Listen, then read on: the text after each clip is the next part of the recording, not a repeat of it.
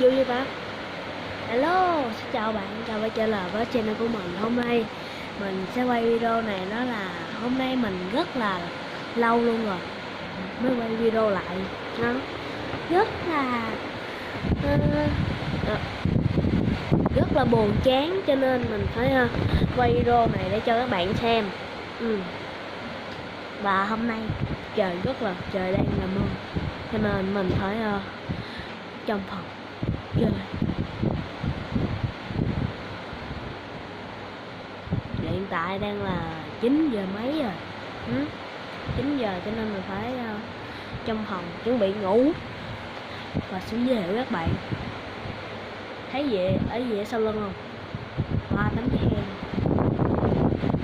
2 tấm giấy khen bác Hùng. Tôi sẽ lấy cho người cho các bạn coi. Tàn đã trở lại rồi. Đây chính là giấy khen thứ nhất của mình, đó là giấy khen mình được đạt giải 3 môn đá cầu.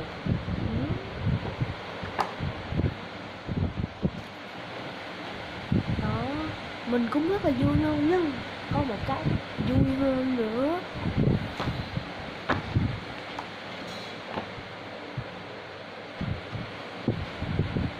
Wow, đạt giải nhất luôn đó, đạt giải môn bậc xa luôn. Tiếp theo là mình được tham gia tích cực phong trào nhà trường. Lúc đó là được thầy hưởng 220 để ảnh hưởng cái tiền mà tôi ra đá banh.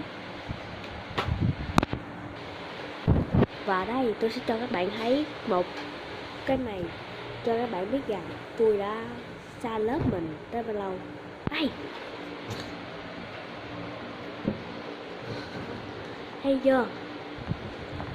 Đấy, đây là giấy khen, đây là cái tấm hình chụp kỷ niệm nha. Đó,